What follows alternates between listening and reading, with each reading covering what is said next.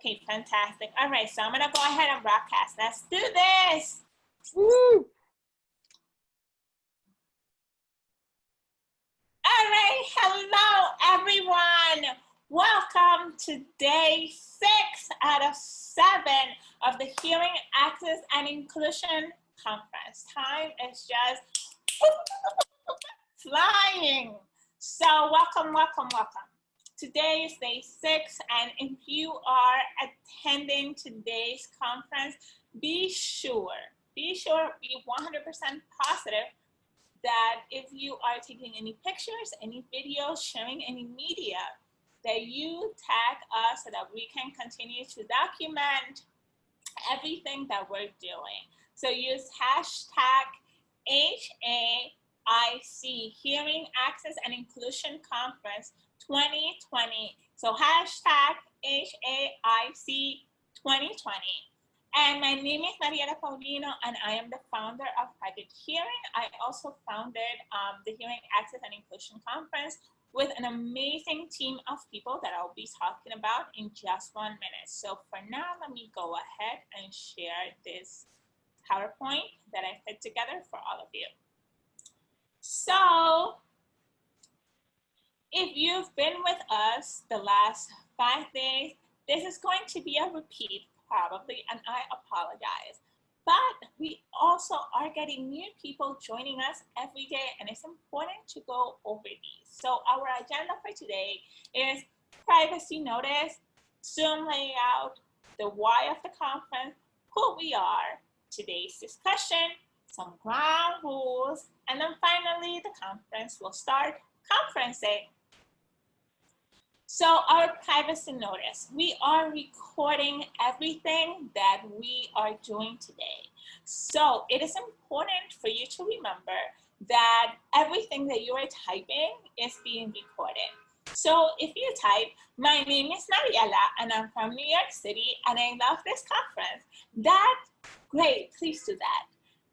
But if you type that is content that we could use down the road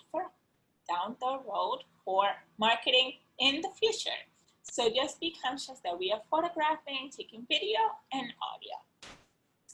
The Zoom layout. Many of you have used Zoom before. At the very bottom of your screen, you'll see 2 very important buttons. On the lower right-hand corner, there is a button that says Q&A. I want you to click on it.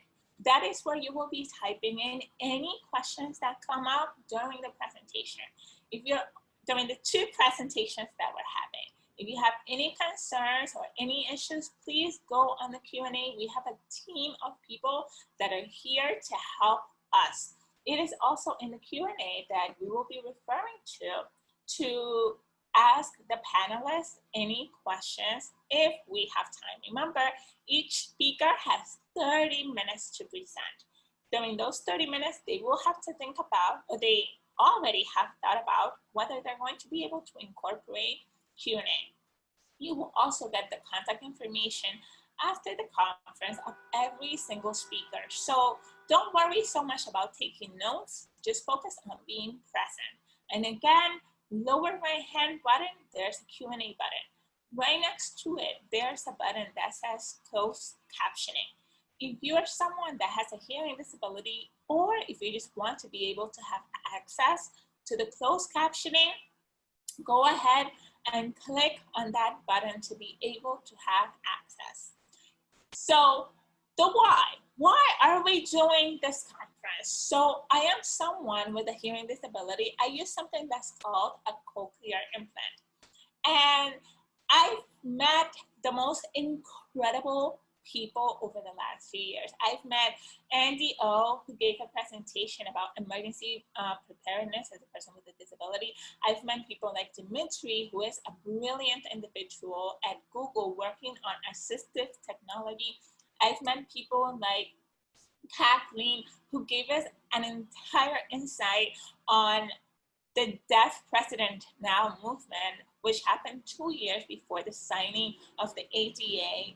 I've met people like, who else have I met? I've met people like Jennifer, who gave one of the most powerful, who said one of the most powerful things I've heard. when she talked about accessibility and inclusion, she said anything less than the best is not acceptable when it came to closed captioning. We've heard from people like Carolyn Ginsburg from the Center for Hearing and Communications talk about best practices for people with hearing loss during COVID. Oh boy, I feel like I have to talk about everyone. We heard from my mom on Wednesday when she talked about inclusion in the family unit and some of the best practices that she's done. We heard from Marcos, who came up with this incredible technology that is very similar to Google Meet, and it allows you to have video calls in all these different languages, including Spanish, with closed captioning. I mean, this conference has been all about accessibility and inclusion. And then yesterday, we had two bomb presentations from Heather from this application called The Script, and Robert from this application called Kapwang. And what those applications do is that you're able to submit your video file into the script and then edit the file as if it was a Word document. And then the script uses the Google Transcription API, which is one of the most accurate in the market. And then you're able to take your video and then it will transcribe your video with such good accuracy, giving you access to the video and something called the SRT file, which is the caption file. And then we had Robert from Kapwang who showed us how to combine a video and a closed caption file and burn those two things together so that you can create a closed caption video. It was all day yesterday. I mean, it's been that way ever since the 26th, when we actually launched this conference to celebrate the 30th anniversary of the Americans with Disabilities Act, which was signed by the first President Bush 30 years ago. So all of these things, all of these individuals, all of the expertise that we've been sharing over the last 6 days, or 5, because today is the 6th, has been invaluable for me. And I hope that it has just been as invaluable for you. I hope you're learning as much as I am, because my mind is blown. So who we are, so the team that has put this incredible conference together is me, but the 3 people that have really pushed this project to the finish line is Seth. So Seth has been the project manager for this project, and she really makes sure that people are where they are supposed to be, that things are getting downloaded, that just everything is exactly where it is supposed to be when we need it to be there. We have Patrick, who is managing the tech behind everything you're seeing. The interpreter is up here, the captioner is down here, the speaker is here. It's just like the tech of it. Patrick is in the matrix. And then we also have Natasha, who's not able to join us today, but Natasha is just a brilliant ball of operational energy. This has been a dance. And Natasha makes sure that everything flows smoothly, that emails are being sent out when they are supposed to be sent out, that we are reaching out to our speakers. She has been working with us, and she is brilliant. So these 3 individuals have really made this happen and just really taking the vision for this conference and helped me execute it, and they are amazing.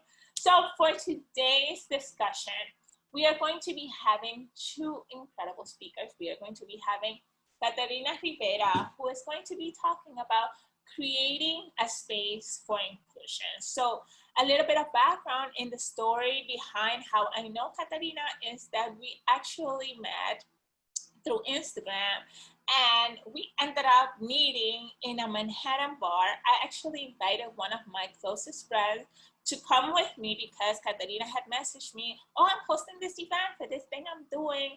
And I invited my best friend to go with me because I was like, oh my God, what if Caterina ends up being a serial killer? And I went to this bar and I met Caterina, and I saw the amazing work that she was doing, and we just clicked because we share so many similar experiences. Caterina has Usher syndrome, which she will be talking about, I think, during the presentation. And all of this happened right before COVID. So after Caterina and I met, we took the train, and we took the same train heading uptown. And I asked her, oh, where are you getting off? And she told me, oh, yeah. And by the way, we literally met on Instagram, like on the ground. And she told me where she was getting off. And I was like, what? I'm getting off there. And this girl literally lives across the street from me. And then coronavirus happened, and we just had all of these ideas that we had right before all of this happened. And we saw an incredible opportunity with COVID to maybe work together. And we came up with something known as Chicas Talk Disability, which happens bi-weekly. And she will be talking about that. We also have Michelle, who is a pediatric audiologist. She has a cochlear implant. She is a mama. Her Instagram handle is Mama Who Hears. Caterina is Blindish Latina. And Michelle is, you guys, I'm not going to ruin it for y'all, but she is powerful. She is powerful. And she will be talking about the power of a positive mindset. She's going to be our keynote for this conference.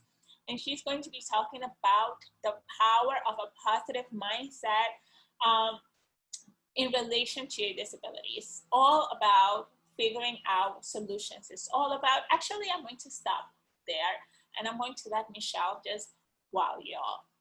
So those are our two presentations for today. These are two very powerful women that we're going to be hearing from today. So we have some ground rules before we get started.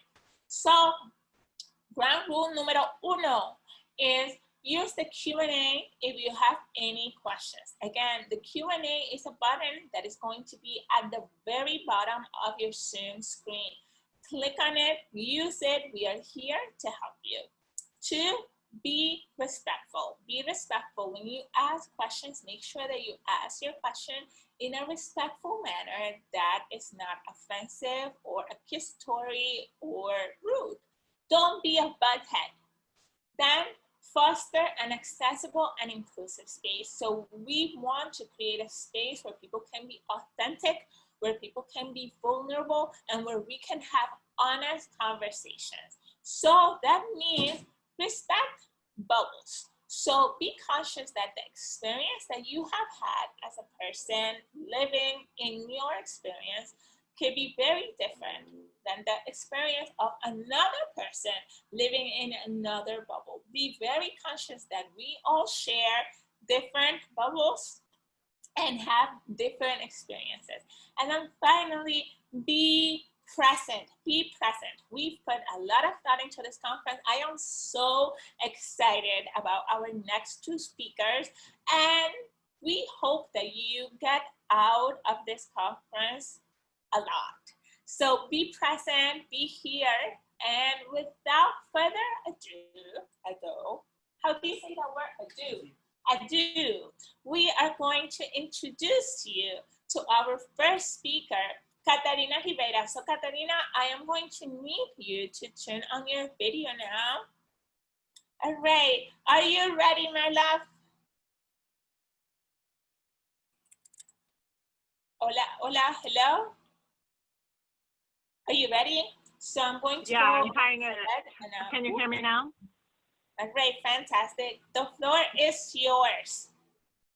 All right. Well, first of all, thank you to Mariella for creating this space and this conference, which is so exciting and something that is completely new and born out of her passion. And I am really excited to be here today to share with you all. First of all, I just want to introduce myself so that you know a little bit about who I am. So I am Latina, I'm Cuban and Puerto Rican, and I've been a New York City resident for 13 years. In addition, as Mariella said, I have Usher syndrome, which is a combination of vision and hearing loss that I will be speaking about today.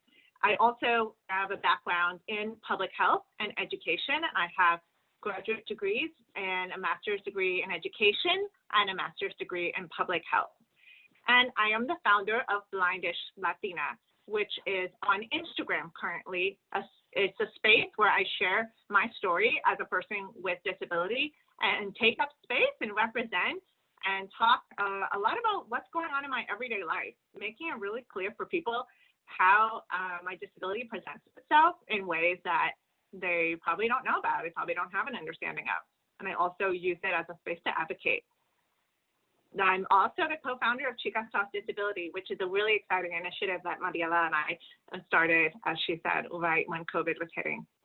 So what I will be sharing about today is this message of creating space for inclusion and why that sometimes means that we have to create our own spaces. Sometimes you're not seeing a space that's designed for you, where the conversations that you want to see are not being had, and sometimes you have to start it yourself. And that is the case for so many things in our world. I'll also be talking about my journey towards self-acceptance of my disability identity, what has happened for me over the years, and how, I hope that in sharing my story that some of you can relate as well. I'll also be sharing practical strategies for self-advocacy and why diversity is so important in disability conversation. So we're going to talk about a lot of things today, so let's dive right in. What is my personal journey with disability and identification? I was diagnosed with Usher syndrome when I was 17 years old. To give you a little bit of context on Usher syndrome. Usher syndrome is a combination of vision loss and hearing loss. The hearing loss occurs from a young age.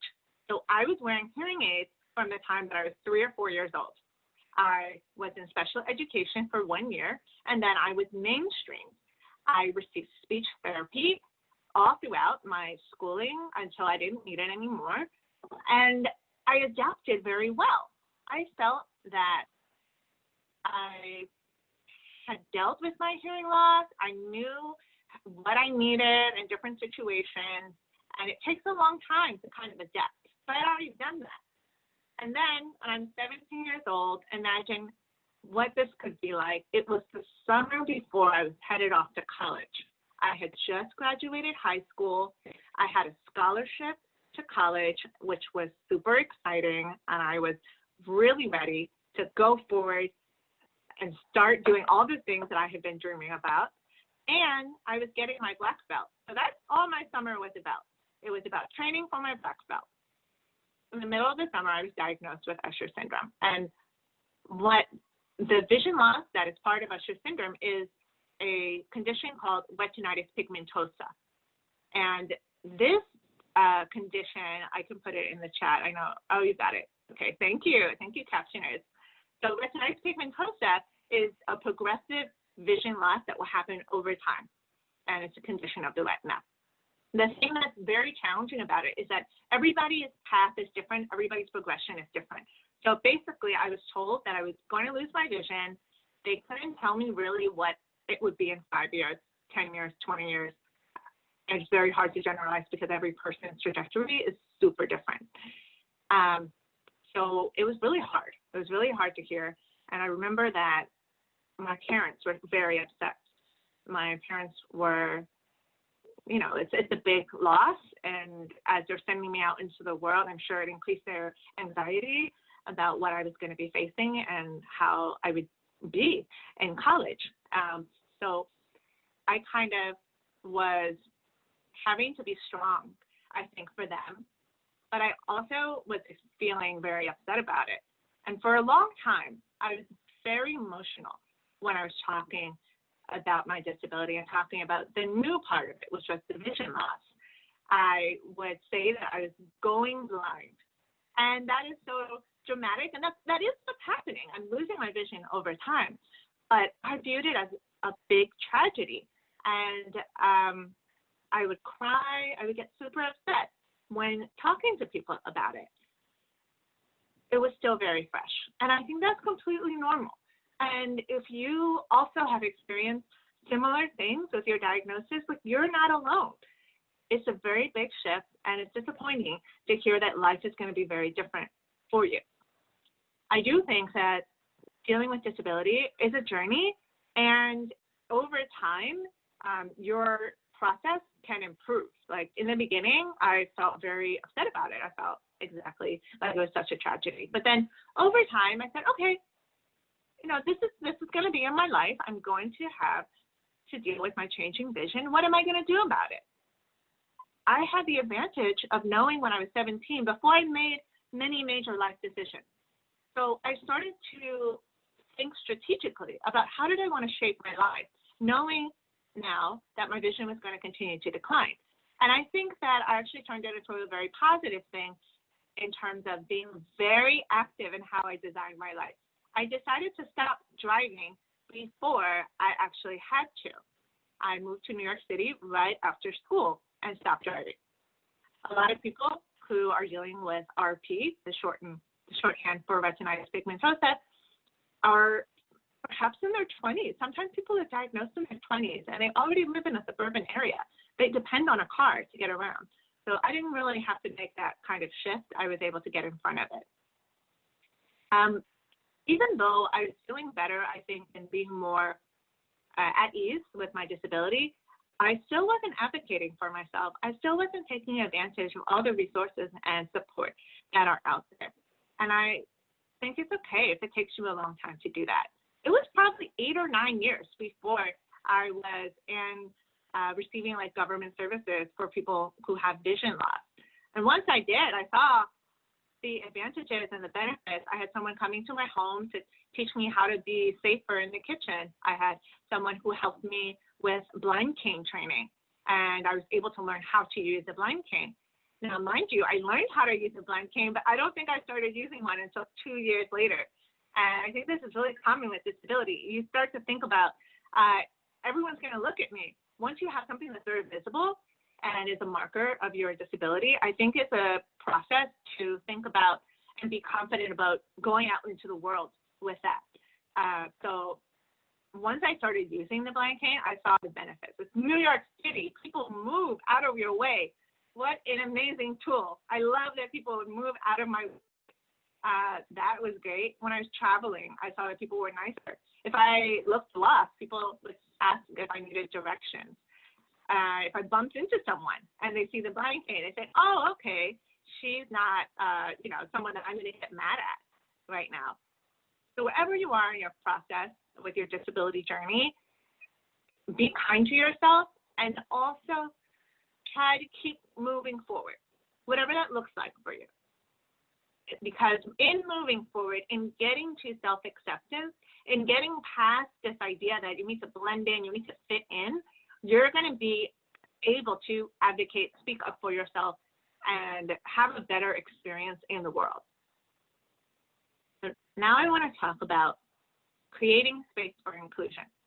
That's a big topic. So let's make sure we get some key terms very clear. What is this all about? Diversity and inclusion. These words are used very, very often. I want to make sure everyone understands what we're talking about. Diversity is talking about who's in the room. You could have diverse people in a room, and that's great. That's representation. You have people from all different groups who identify with many different dimensions of diversity, because there are a huge range of dimensions of diversity. Race, gender, identity, sexuality, age, there are many more. Now, inclusion is basically once you have everybody there, once you have that diversity and you have people in the room, are they able to fully participate? Are they part of it? A lot of people use the analogy of a party.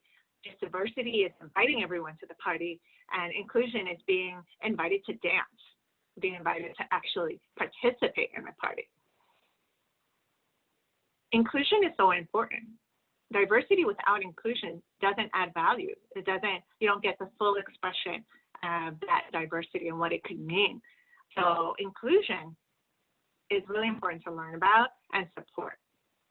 When we think about our overall society and how people with disabilities are often excluded, often discriminated against, we have to talk about a concept called ableism. Ableism is what I am talking about. If you haven't heard of it, it's just like all the other isms, in that there's a discrimination piece to it. Ableism means that society is valuing able-bodied people over disabled people.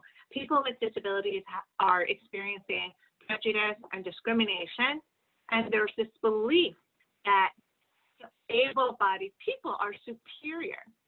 This is a very harmful concept. However, it exists. This discrimination is real. A lot of people have negative views of people with disabilities, and they have bias.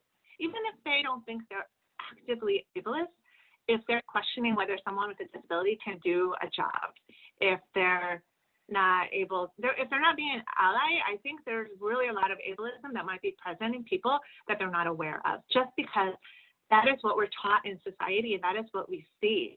We really don't see enough positive messages out there. Unfortunately, this affects people with disabilities as well, with internalized ableism.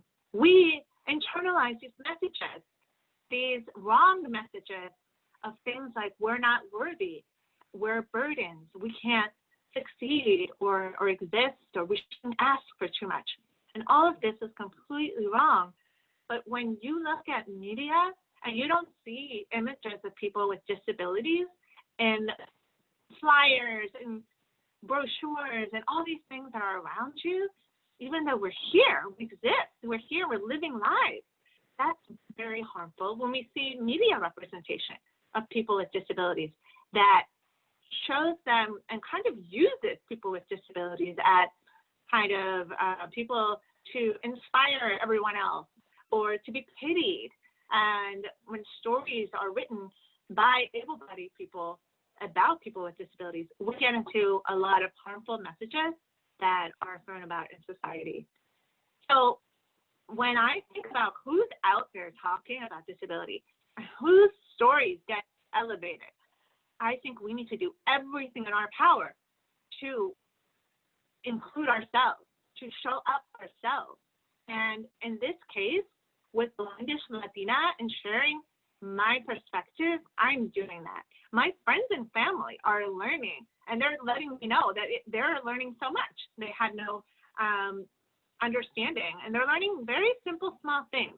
But I think we all have this power to educate and make people more aware about our experiences and what would be helpful for us. Sometimes it's, like I've said earlier, you have to create that space yourself. So Chicas Talk Disability is a great example of that, where Mariella and I made a conscious effort to represent our perspective and create the conversation that we wanted to see happening. We were very front and center with our multiple identities, professional, disabled, Latina, women, because we're full people. All of it exists together. You can't separate out those identities. They are linked. We're whole people. And I think that in creating these conversations, we're very intentional about also building a community, because we attracted people who wanted to see these conversations happening as well, and we saw the need.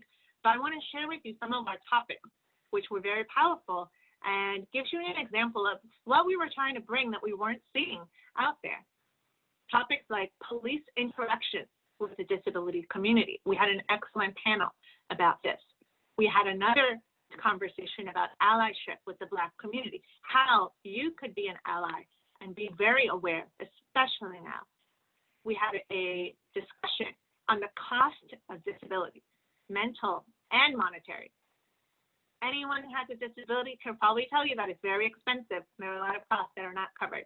We're also brought to the forefront the mental costs and what it does on an overall basis to just have a disability as far as your mental health. Another great topic was about interviewing for jobs. We had a workshop where we offered strategies and techniques for how to interview successfully, how to navigate the need for accommodations or situations where you didn't know what are your rights and what are the best practices. So we shared all of that. Next week, we are having a workshop on accessible meetings in the workplace next Wednesday. So later I'll share in the chat box if you're interested in that. It's completely free. We'll be talking about what you can do before, during, and after the meeting, whether you are the meeting leader or the meeting participant. These are some of the ways that we are trying to add value and use our perspectives to talk about what we really would like other people to know about and be thinking about. And this has been an amazing, powerful experience for me. It has only strengthened my commitment to speak up, to advocate. I have been inspired by being in these conversations to be more courageous, even when it seems hard to do so. So I have valued it so much, and I think we're getting great feedback from people that have been participating. We're kind of used to, I think, what's happening with me is that a lot of people look at me and not know that I have a disability. So my disabilities are more invisible, and then they're surprised when I come and share. If I'm not using my blanking, there's no, and if I have my hair down, there's no way to see my hearing aids. So I have this kind of dual existence, I feel, where I'm kind of in the mainstream world, but I have a disability and I see all these challenges, and then I'm also now participating more in the disability world. So being able to be that bridge and link and always be engaging allies as well as talking to the disability community is a really great benefit that we're seeing from these conversations. I also just want to speak briefly about diversity. We need to see diversity in disability conversations. I think far too often the people that are being elevated are white, and we need to see more people of color because there are a lot of people of color who have disabilities and they're part of the community. So this is very important to represent a wide range of perspectives. We all have multiple facets to our lives and our communities. So that is something that we need to see. Now, I will speak about self-advocacy and those practical tips for, okay, say you're at the point of self-acceptance and you're feeling really great. You're feeling like you're ready to start taking up that space, asking for what you need. So self-acceptance is really that first step. Once you're there, I highly recommend that you focus on neutral or positive messages about your disability when sharing with others. Think of yourself like your own public relations person. Whatever you say about your disability is going to influence directly what the other person thinks about you.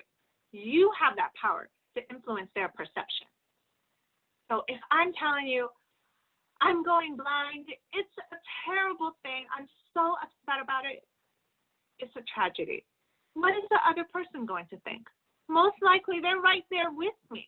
Oh yes, that is a terrible thing, I'm so sorry for you. Now consider if you shared a different message about your disability. What if I said that I have vision loss and it's my superpower? Having vision loss has changed the way that I view the world and has made it urgent for me to travel as much as I can every year because I want to see as much as I can, and I've pushed myself to take so many risks. Now, can't you see that someone else would be right there with me also? Wow, it is her superpower. That's so interesting. You have the power to influence perception. I think sometimes people give away their power and they think that they're not going to be able to change the way someone views them. I don't believe that. I think that you have this power. Another thing I recommend is don't overshare. There's no need to overshare about your condition, about your symptoms. If you are trying to advocate for yourself, this is a situation in which you have a goal. You have something that you desire. So staying focused on your goal will help you get what you want. And people also, when they receive a lot of information, it's hard for them to focus on what's important. Being very clear about what you want them to know will help you be more effective in your communication. I will give you some examples about this. The way that I like to structure it is two parts. The first part is what they need to know about your disability in that moment, what's relevant to that situation. And then the second part is what you're asking of them, what action or accommodation you need. So focus on a clear behavior that's relevant to that situation. Here are some examples, and these are from my real life. These are completely real situations. I don't see well at night. Can I hold your arm? So the first part, I don't see well at night. Imagine that I'm walking out of a restaurant and it's nighttime and I'm with someone else. They didn't know about my disability prior. By me saying I don't see well at night, that's all they need to know right then. Can I hold your arm? Okay, they know clearly what they need to do. They're going to offer me their arm and we're going to walk. I think this has worked for me on so many occasions, and it's not emotional. There's not so much discussion that needs to be had.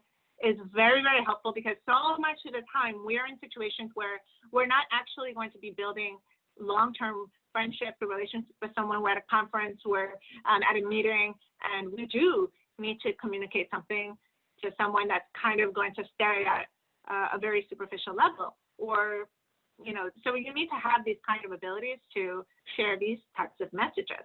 Another example, I have a vision problem. Can you show me where the bathroom is? Simple.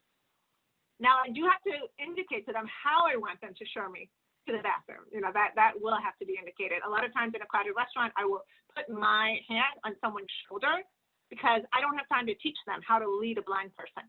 So that gives me space. And when we have narrow aisles like we do in New York City, I can move about. So that's just one example there.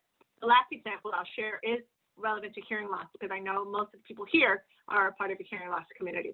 So I wear hearing aids and benefit from captions. Can we use Google Meet for our meeting? So again, I wear hearing aids and benefit from captions. Can we use Google Meet for our meeting? As many of us know, Google Meet is completely accessible and free, and it has automatic closed captioning. So with that, I'm going to communicate exactly what I need them to know, and I'm going to get what I need. Most likely, they will be able to hold the meeting on Google Meet. So self-advocacy is a muscle and a journey. If you go to the gym for the first time, you are not going to lift 100 pounds on that first time. So don't pressure yourself like that with self-advocacy. Take time, practice it. Each time you'll get more courageous. Each time you'll feel stronger. It will reinforce itself. And each little moment of courage makes it easier the next time. So push through that knot in your throat and try it. I really encourage you to start trying this if you haven't already, or recommit yourself to doing it even in situations that have been tough for you. If you are an ally, I want to speak to you too. Step into your role as an active ally. Don't just call yourself an ally. Commit to being an ally, commit to actions. Consider small actions that can really make a big difference. For example, if you offer to take notes in a meeting, advocate for a meeting to be held on an accessible platform. Repeat and restate key points that someone else has shared. If you're leading a meeting, that really helps people who can't hear when someone in the corner has shared a point. Restate that point and say it again. Create a comfortable environment where people can ask questions, where people can come to you when they need accommodations or they need support. If you're a decision maker, you have an opportunity as well. For example, in media and entertainment, hire disabled actors to play disabled roles, hire disabled writers. And for everyone, hire disabled people, period. Really work on your discrimination and your bias in hiring practices, not just within yourself, but within your organizations as well. So I wanted to talk to you today about creating space for inclusion and how we sometimes have to create our own spaces. I talked to you about my journey towards acceptance of my disability identity, and I've shared some practical strategies which I hope will help you with self-advocacy in the future. I want you all to know you matter, you are worthy, and we are here for your stories. We need to hear your stories, so thank you. I don't know if you have questions. If you have questions or comments, I'm happy to dialogue with you now. I also am happy to come public speak and offer talks or offer workshops to your group, especially about accessibility and inclusion. So thank you. Katarina, that was so fuego. Fuego. Just you were just dropping gems left and right. We got advocacy will allow you to better navigate the world. Gem right there. Diversity without inclusion does not add value. Yes. You have the power to influence perception. When you share that story about the way you talk about your disability, it's just such a great segue into Michelle's conversation. And then I think the most powerful thing you said, for me personally, I mean, you said lots of really great, powerful stuff, but what you said was, don't just call yourself an ally. Commit to being an ally. And that is such a powerful thing because everybody's saying, oh yeah, I'm an ally, but we want to see action, not just within yourself, but in the organizations that people are working with. So thank you for sharing all of that information. By the way, you may see Andy walk by. We just ordered food. But anyway, to Katarina, we've got two questions that I think we only may have time for one, depending on how long you take to answer. The question is from Johan Bestraite,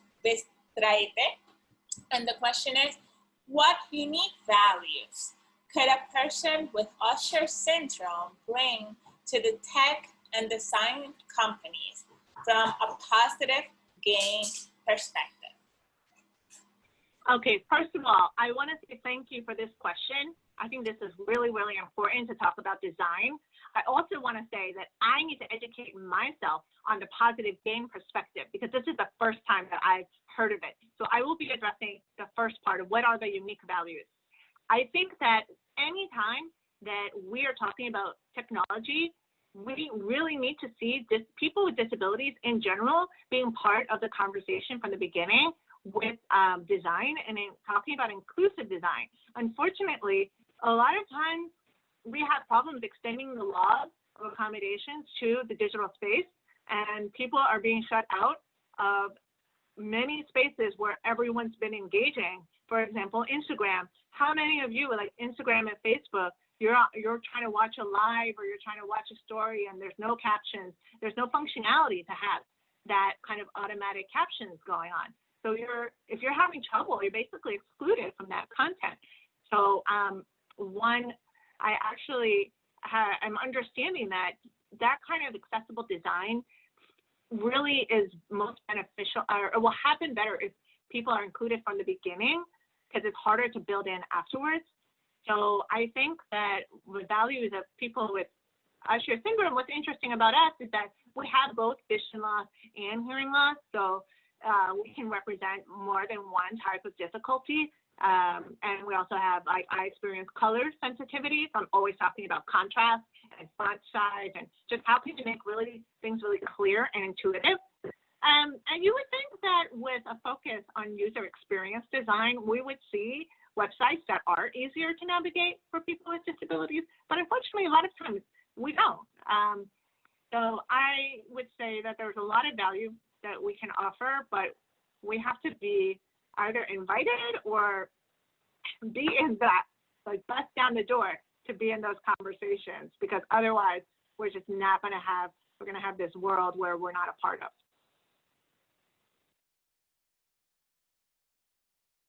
You're muted. Whoops, thank you. So 100% agree with that sentiment. In order for us to create accessible products, in order for us to create products that are accessible and that are inclusive to everyone, we need to bring people to the table who can give feedback on accessibility. I agree with that. And I am so excited to get you connected with some people that do design work, because I'm learning so much from you. Like when I create my own designs, like things like color contrast and how to change these things to make them accessible. And I'm so excited for the work we do together. I'm so excited for all the work you're doing with Blindish Latina. And I'm so excited for how we are going to be taking over the world one South Sudan move at a time. So with that said, Katarina, thank you so much for dedicating your evening to talk about this very important topic, feel free to close your video. So for right now, anything you want to say to close out?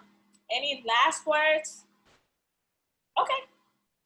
So right now we are on time. This has been amazing. We are doing such great work with time.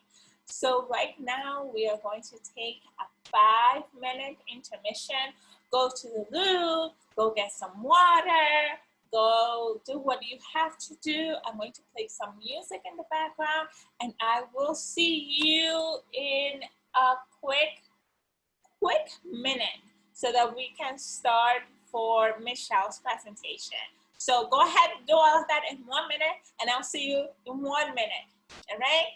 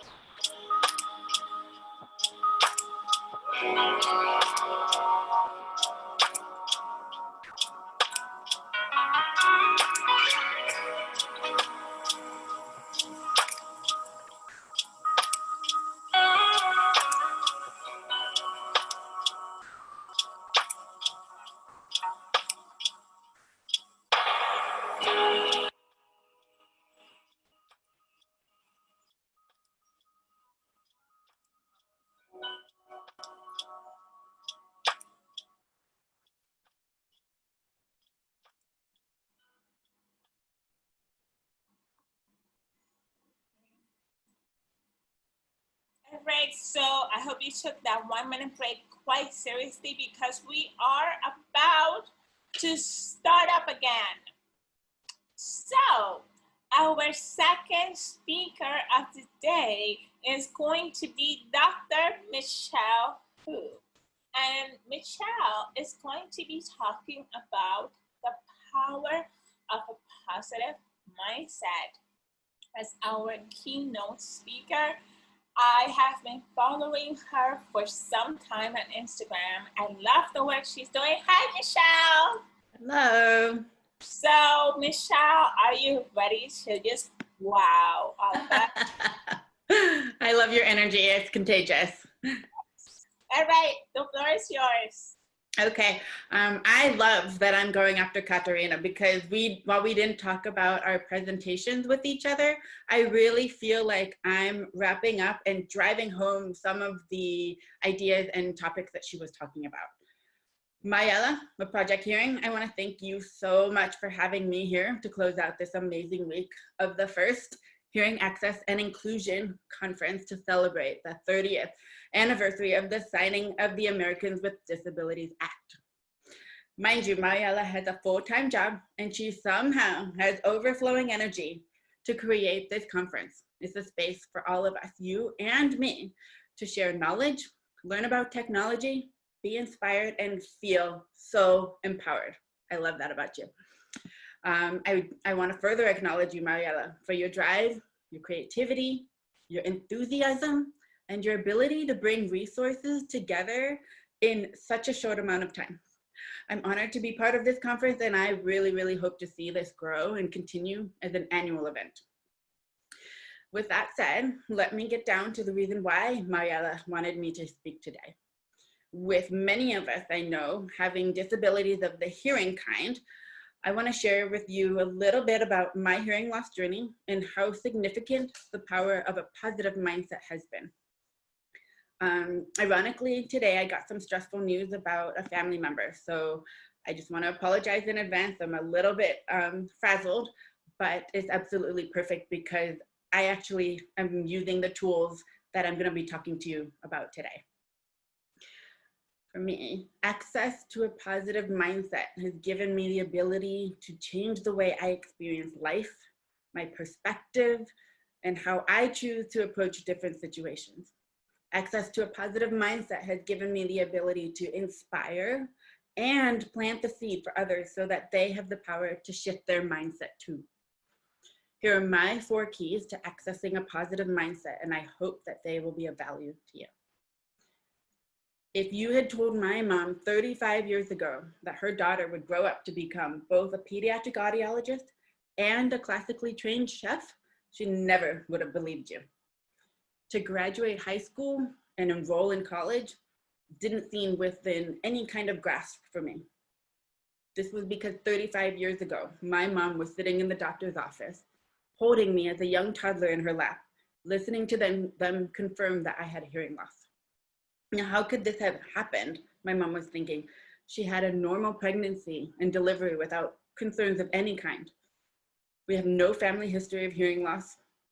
I was constantly singing at the top of my lungs. I was telling stories. I was asking why. Why do I have to brush my teeth? Why is the grass wet? Why do ducks float but fish swim? Why do trees change colors when it gets cold?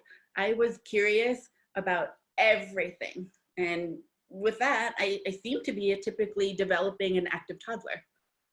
So it was actually noticed by my preschool teacher who first, she told my mom during the class story time, I wouldn't follow the story. I would actually wander off on my own with a book, or I would go off to the pillow corner and sing to myself. So this was a little bit strange to her. This was a red flag, and that's when she told my mom. My mom took me to an audiologist in Akron, Ohio, and I was diagnosed with a mild hearing loss at the time. This explained why I appeared to be a normal hearing child, because I heard most things, I followed directions pretty well, and I had developed fairly appropriate speech. This means basically I flew under the radar. But that day in the doctor's office is something else. My mom told the doctors told my mom that her daughter, me, would probably not go beyond a 3rd grade reading level. Upon hearing this, my parents took off on a mission. They wanted to find out the cause of my hearing loss and how they could fix their seemingly broken child. They took me to several ENTs in Chicago, New York, Ohio, and they even tried acupuncture and terrible tasting herbal soups trying to cure me. My mom racked her brain. She was just thinking, what has she done wrong? It wasn't her fault that I had hearing loss, but she felt like it was. She tells me this story about a time when I saw her crying one time, and I asked her what was wrong. She said to me, I wish I could take your hearing loss, Michelle, for you, so that you don't have to grow up with it. I wish I could take all of the burden. My profound toddler response was this: it's okay, Mama. Maybe this is the way God meant for me to be.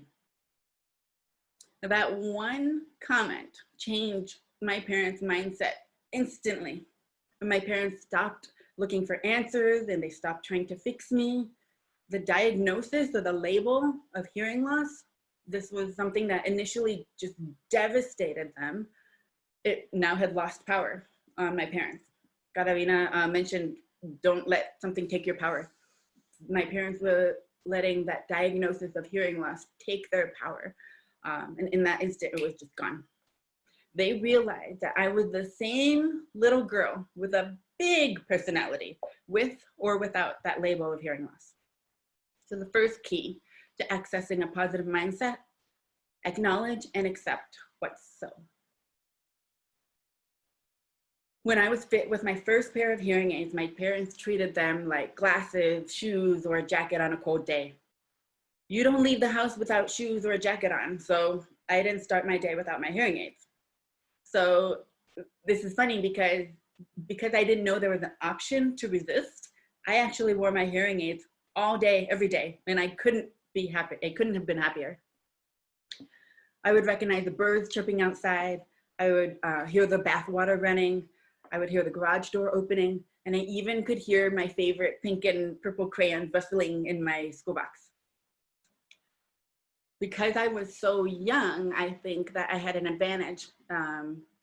Because I only had a mild hearing loss, I never really had a hearing path to compare my new world of sound to. I didn't have something to regret and, oh, I wish it sounded like that. I remember it that way. I didn't have that. I've said this many, many times before, and I'll say it again, especially for the parents in our audience that are listening. Challenges, and your children will have them. Whatever they may be, will always, always be much harder on you as parents than they are on us as children as we grow up. As a kid, I was pretty creative and pretty confident when people would ask me, hey, what are those funny things on your ears? I would say they're radios for music, or sometimes I would say they're ear warmers in the wintertime. This was long before Bluetooth technology came into the picture. Most of the time, though, I kept it simple. I told them the truth. They were hearing aids and they helped me hear. I loved them and I wore them all day because I knew that they made the world sound brighter and better. Due to something called Pendred syndrome, my hearing loss is progressive. Each time I hit my head, my hearing loss got worse. This was either in the playground or just random accidents. My hearing would get worse and my hearing aids would get bigger. This happened to me in 1st grade, 3rd grade, and 5th grade. By the time I was 10 years old in 5th grade, I had a profound hearing loss in both ears. Each time that happened, it was scary, but I adapted pretty well since my hearing aids could always be programmed louder, or there was always a stronger, more powerful hearing aid to get. But during my senior year of college, I had another sudden drop in hearing. My hearing had been stable for so long that I got used to that. Because this time I was crippled, I was scared, I was completely lost, I didn't know what to do. I'd gotten used to things and I believed, okay, this is how my hearing is going to be. It's all gone. And I thought that was the bottom of it. I had plans. I was going to graduate. I was going to take on adventures around the world. I was going to get a high-paying job. I was going to marry my current boyfriend and start a family. So life was throwing me a huge curveball. And I was anxious that none of this would happen, that I would never hear music again. I would never be able to sing. And I was scared I would never be able to hear someone say, I love you to me. I was nervous about those 3 words. How would I be able to feel what I felt when someone said that to me? I was so attached to the idea of how my life was supposed to go. I started feeling like a failure. I started feeling not good enough. I started feeling like a victim. I was crying in the lobby of the audiology clinic, waiting to get my hearing tested, when my mom suggested, I think you'd make a good audiologist because you have firsthand experience with hearing loss and how to use hearing aids. Well, this suggestion floored me. I was like, what just happened? I had always wanted to be able to make a difference for people, but I wasn't sure which path to go down.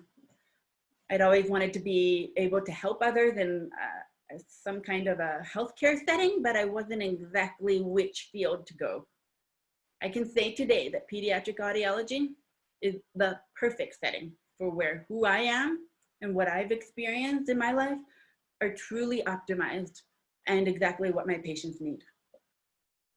So what was initially a sad and scary, anxiety-ridden experience turned out to be a huge blessing in disguise. With the help of intratympanic steroids, medicine through my eardrum, my hearing actually came back that time. But I had already let go of the perfect little life plan that I had and decided to become an audiologist. So my second key to accessing a positive mindset, surrender and let go of emotional attachments. It was during my 3rd year of graduate school when I started to learn about cochlear implants. what are they? One night I was excitedly talking about it with my parents when my dad told me, you've been a cochlear implant candidate since you were young. And I never even heard the word cochlear implant before my class in school. I was so surprised because I like I said, I never thought that there was something beyond the next hearing aid for me. So this was just news to me, like, oh my gosh, there's a window opening for me. Back then, when they first learned that I was a cochlear implant candidate, my parents, they chose not to move forward with it because they were just unsure of the technology. They also felt it wasn't a necessity because I had always adapted and I was thriving academically. I was doing great. But we decided, maybe let's undergo the pre-cochlear implant evaluations again. I did that, and I was told that I was a textbook candidate. Pretty cool. But now this time it was, okay, now you have to seriously think about, do you want to go through with it? Once you get a cochlear implant, you can't go back. Hearing aids, you can always try them on, take them off if you don't like them, make adjustments. A cochlear implant is a surgically implanted device. It's in there for the long term. Surgery, anesthesia, blood, new technology, none of that scares me, but change did. Would I like it? Would I hate it? Was it a really good decision, or was it a what's best for me decision that I might not like in the long run? I already knew how to be assertive. I knew how to deal with my hearing loss with my own tools.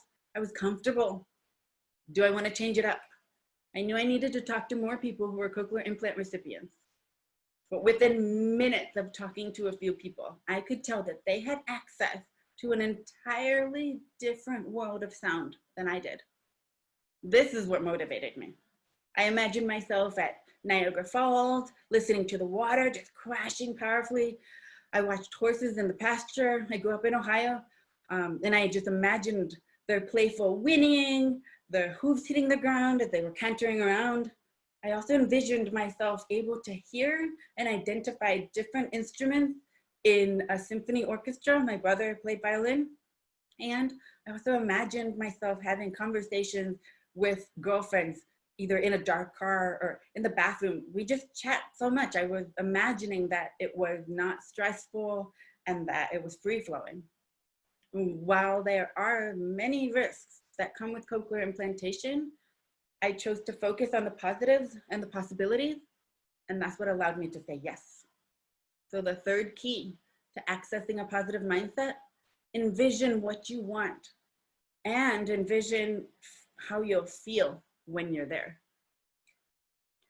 The weeks that followed my cochlear implantation, they were exciting and exhausting all at the same time, or my cochlear implant activation. It was as if the world had gone from black and white to color, bright, brilliant colors. I would look around and wonder as I discovered, what's that sound? And I would go and find out what it was. It was just so much fun. My speech began to become more clear. I could hear myself better, and because I could self-correct after hearing myself, I started picking up my feet properly off the floor. I used to constantly scrape it on the floor, and I never knew this. So no wonder all of my friends, my teachers are like, Michelle, pick up your feet. I never knew why, because I thought I was quiet when I was trying to sneak into a room or walk down a hallway. I often found myself sitting outside in our yard, listening to crickets, squirrels, bees, and cicadas. They're so noisy. And I couldn't believe all the things that I had been missing, these little details. The world is so noisy. I imagine that in New York City. And I started calling things, oh, these are annoyingly awesome sounds. I can hear it, but I don't want to, but I get to. So that was such a treat. As speech sounds became more clear and it was easier for me to understand people, my confidence rose. I stopped avoiding birthday parties. I finally went to the movie theaters after avoiding them for 15 years. And I began to make my way to go to social gatherings. I had always been asked to go, but I would always just come up with an excuse of, no, I'm busy doing this, just to avoid feeling awkward in loud situations where I might get caught or I would maybe answer something incorrectly. That was always embarrassing for me. When I realized one day, I can hear those. I don't even think twice of, you know, going to that event or meeting with this person. I had a moment where I realized, oh my gosh, this is the world of sound that I've worked so hard practicing to get to. And it was such an opportunity. I don't think that I would ever have moved from Kent, Ohio, where I was born, across country to San Diego, California, where I am now, if I hadn't received my first cochlear implant. Because before that, I just didn't have the confidence to feel safe. I was nervous walking in dark car garages or at the mall or at school. What if somebody came running up from behind me? I wouldn't have hurt them. Or I was also nervous about talking on the phone. Up until then, I only talked on the phone with my mom. The only person that I could understand. I was comfortable with her voice, and I was comfortable with saying, huh, say that again, or say it a different way. I didn't even talk on the phone with my dad or my brother. And now I can talk to parents of a patient. I can talk to manufacturers. I can talk to Mariella. I still haven't met you in person, but I'm able to converse via Zoom. And that has added so much to my life. I was spreading my wings. 5 years ago, I had the opportunity to go to culinary school. This was a huge dream of mine, but it was the most difficult situation, listening situation, that I chose to put myself into. There's tiled floors, there's stainless steel equipment, appliances, big, huge ceiling fans, exhaust fans, there's walls of refrigerators humming, and there's constant water running in the kitchen. This is an educational audiologist acoustic nightmare. And not to mention my chef, my professor, he had a heavy, heavy French accent. A few times I did get discouraged and tired of asking classmates to repeat themselves and tell me, what did he say? Or how am I supposed to do this? Or translate for me. But I endured. I endured because culinary school was one of my biggest dreams ever. Who was I to get in the way of achieving my own success? I told myself, suffering is optional. How can I shift my mindset to something positive? I told myself, I get to go to culinary school. I get to be here. I earned my spot to be here at this counter. You know, envisioning the future version of myself cooking and creating masterpieces like a Food Network star. That's what was motivating me. So I dug deep and I said, you know, I looked at myself as a patient. This was kind of looking at myself in the mirror. What would a pediatric audiologist recommend for me? Now, I figured out I'm going to have my chef wear my FM or remote microphone. Instead of asking for repetition, because he seemed to say the same thing again and again, I asked for clarification instead. I took notes, I messed up, I spilled things, I burned myself, I lost fingertips, I broke dishes. However, I mastered sauces. I broke down poultry and seafood. I created menus, I plated and garnished beautiful dishes, and it was so worth it.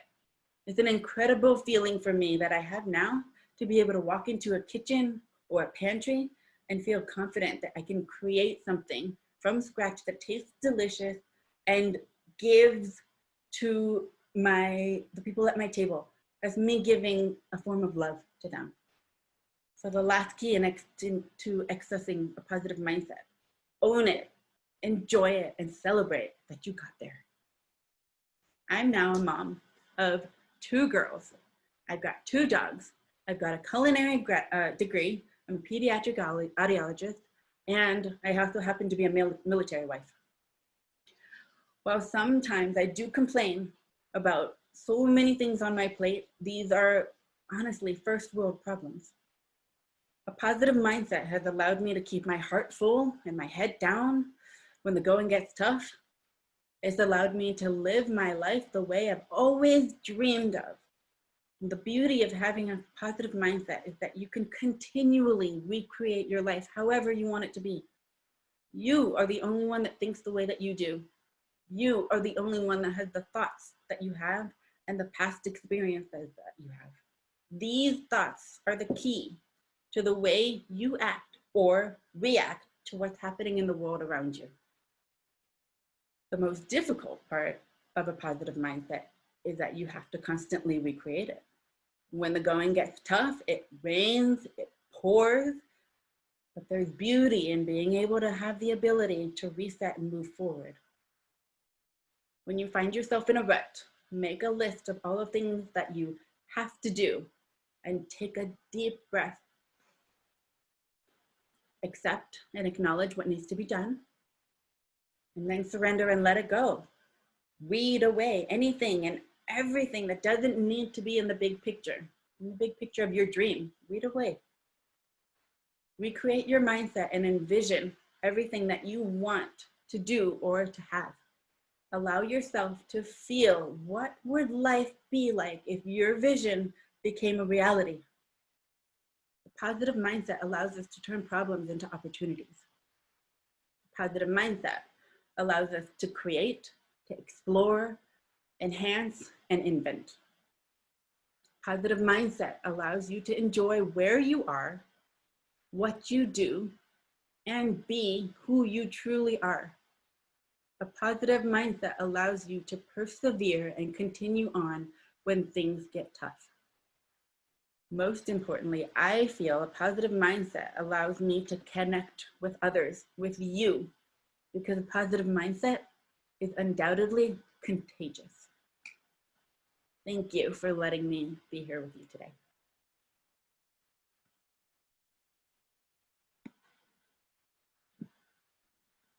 Love it, love it, love it. So actually, Michelle, my battery just died. Hold on. Let me just, Okay. moments. That. Okay. So you're actually finished with some time left. Right now, we do not have any questions unless somebody wants to jump into the Q&A. What you said is so powerful. I think that the experience where the story you shared with us about your mom, where you said maybe this is the way God wants you to be, that was so powerful. How old were you during that? 3. You were so, like, I wish I could have met you when you were 3 years old. God, I'm happy I know you now. So, well, we have a question now, and the question is, are people born with a positive mindset? Can it be developed, and how? I absolutely believe that some people are born with it. But even more so, I think that it can be developed. Because the beauty is you recreate your life every day. You can wake up on the wrong side of the bed and have a bad day, or you can decide to have a good day. About 4 things happened to me this morning before 8 a.m. And then there was just a rattlesnake in my yard a couple of hours ago. Be with it. Use those 4 steps. Accept what's happening. Okay. Surrender to it. It's not happening to you. You're not a victim. It's just happening in the world. And what do you want to be? I want to be positive today. I want to have fun today. Okay. But you need to do those few steps before that. So absolutely, you could be born with a personality that's just bubbly, like Mariella, or, you know, whatever, but you can also take those steps. And that's why I'm here today. I wanted to give you something concrete, something that you can write down and utilize whenever somebody is judging you for your disability, or maybe they're not able to write things down for you or slow down or speak again. They have something on their own side. When that happens, you can leave it and you can still be who you wanted to be. So I think it's both. I love that because there are people, even as adults, you know, I don't know about you, but then there are people that you meet that are total butt heads, and people that are mean, and people that lack patience, and people that are just not understanding that they are interacting with someone with a disability, with a hearing disability, or just with a disability in general. So sometimes you just gotta let those people just, you have to protect your energy and understand that they're just going to be mean people everywhere. Or put yourself in their shoes. Someone cuts you off in traffic and you want to go, oh, you're so mean. What if his wife is in labor and he's trying to get to the hospital? You have no idea, and they have no idea about yourself. So something that I always say is meet them where they're at. Put yourself in their shoes. If you think they're having a crappy day, oh man, how can you make it better? Because you've had a crappy day too. What would you have liked somebody else to do when you were having a bad time? There's something that my mom always tells me, which is very powerful, which is just because someone doesn't give you a reason doesn't mean there isn't one. And sometimes people will be acting a certain way and you have no idea why they're acting that way. We actually have time for one more quick question, and this is from Heidi, and they ask, so you mentioned the FM system. Did you buy your own or did the university provide it? What issues did you have with the FM? And your story really resonated with me. So if you can answer that quickly, and then we'll close up. When I was in elementary school, there was no IEP or services for children with disabilities. So my mom, she had a great group of moms. Well, one mom, she told my mom, hey, Michelle can talk. Keep on talking to her, you know, utilize the skills that she has. She's the one that told my mom about FM systems.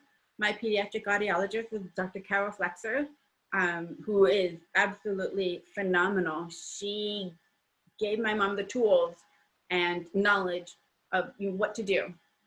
Later, as technology got better and policies got a little bit better, I did have the high school provide me with an FM system. And in college, I applied to the Office of Accessibility, and the Bureau of Vocational Rehabilitation, and they're there for that reason. They are there to provide either FM systems, or they helped me with cart provider in school, helping with my books, accessing, you know, talking to different teachers for me. It's whatever vocation that you outline with the Bureau, they are there for support. And this is state funded. It's there for a reason. I feel like it's not spoken about enough, but there are resources from the state if you have a disability. Mariella can go on and on about this, I'm sure.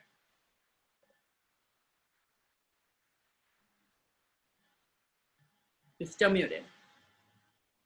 There you go. Okay. So we've got one more question, but I really want us to stay on time. So what I would like to encourage everyone who has any additional questions for Michelle or for Katarina, we're going to be sharing their email addresses. I highly, highly encourage all of you to go ahead and email them, contact them, send them a quick email. Hello, Instagram, follow them on Instagram. They are incredible and they are always sharing amazing content. So, Michelle, I'm going to ask you to close out your video. So let me just go. There we go. Awesome. So I am also going to go ahead and share my screen. Let's do this. All right. That was great. That was so good. I've learned so much today. I've learned about Katarina's story. I've learned about Michelle's story. I feel like we're best friends now. We are. So thank you, ladies, so much for sharing your evening, your afternoon, your morning, wherever it is that you are in the world. I know that Michelle is out in San Diego and it's 3 p.m. over there. I know Katerina's in the East Coast. I know that there are people joining us from Hong Kong, from the Bahamas, from Texas, from California, wherever you are in the world. Thank you for dedicating the last hour and a half to being a part of today's event. So for our next slide, if you are interested in connecting with me so that you can continue to get more content like this, I am constantly highlighting amazing individuals like Katarina, like Michelle, like all the other speakers that you've met over the last 6 days on Project Hearing. So go ahead and follow me on Facebook and Instagram. I have to get on the Twitter bandwagon, but okay, one social media platform at a time. But also on Twitter at Project Hearing. You can also email me at hello@Project Hearing. So go ahead and connect with me. This is only the beginning. The beginning, okay? So as we close out day 6 of this 7-day conference, oh my God, it's already happening. It's coming to an end. No! We encourage all of you to just know that this presentation is recorded. So just focus on being present. The recording is going to be shared with you. It's going to be edited. It's going to be polished. And it's going to be emailed out after the conference. If you are liking the content that we are putting together, we encourage you to go ahead and make a donation on the same page that you use to register. It can be a small donation, it can be a huge donation, whatever is appropriate for you. So go ahead and do that right after the conference. Again, you're going to be using the same link that you used to register for the event. So tomorrow, for our very last day, we're going to have super special speakers. Again, they've all been special. Tomorrow, we are going to be having Manny Minaya, and he is going to be talking about reinventing loss through art. So Manny is an artist, and he has written some poetry that, shivers. It is so good, so powerful. And he is going to be sharing some of that with us tomorrow, sharing some of his work, some of his own experiences as someone with a hearing disability and someone who is an artist. It's just, you cannot miss it. He's going to be our first speaker. So if you've been joining us for the last 6 days, each one of these workshops was 30 minutes. For tomorrow, we are having lightning talks. Is that word correct? Lightning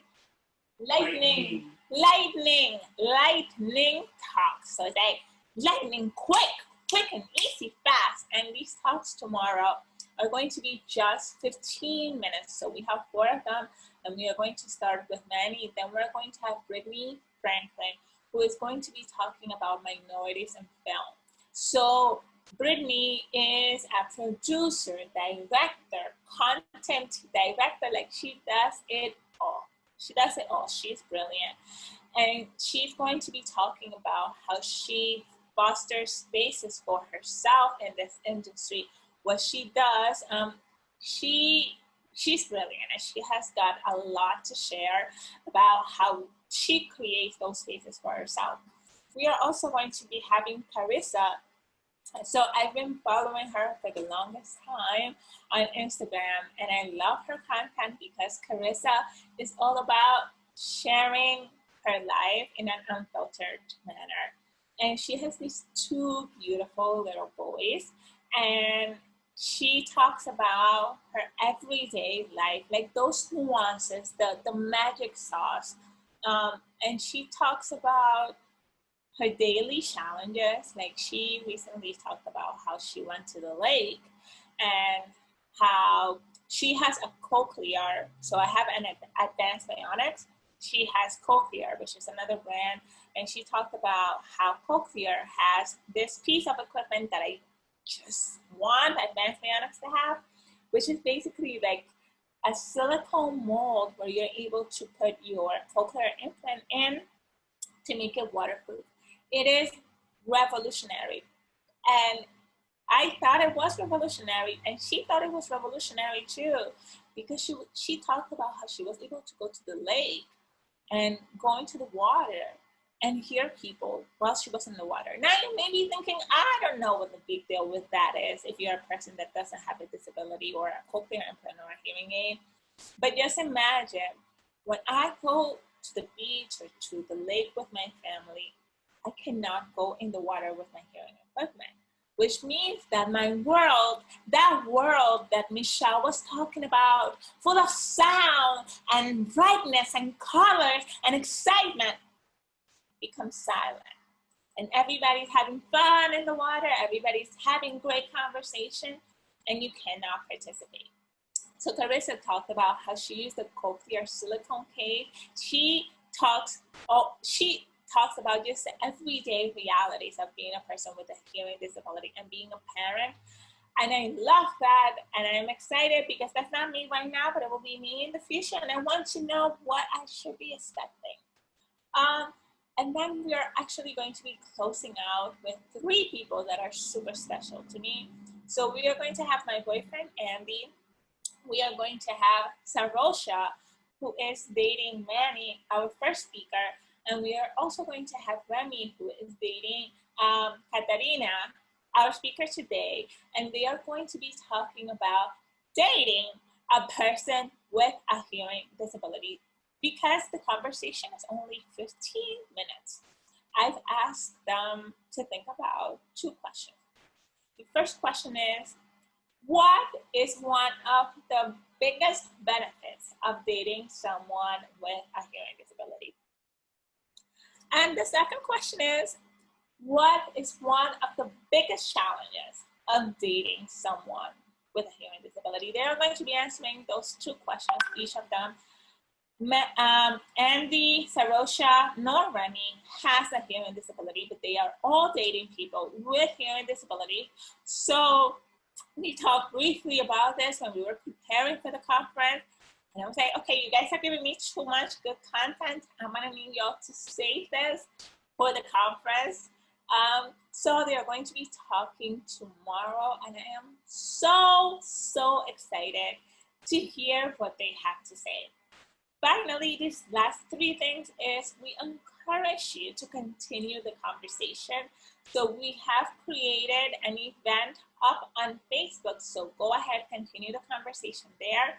We also have a survey. Let us know what we're doing well, what we're not doing so well, what we could improve on. We want this to be the best darn conference you've been to all 2020. So go ahead and fill out that survey and let us know how we're doing. And then finally, to close out, if you need to contact us, email us at hearingaic@gmail.com. So Hearing Access and Inclusion Conference, hearingaic@gmail.com. And with that said, we are done with day 6 out of 7. Tomorrow's our last day, and I will see you tomorrow at 6 p.m. Eastern. For now, I'm going to go ahead and play some music, and we will be closing out.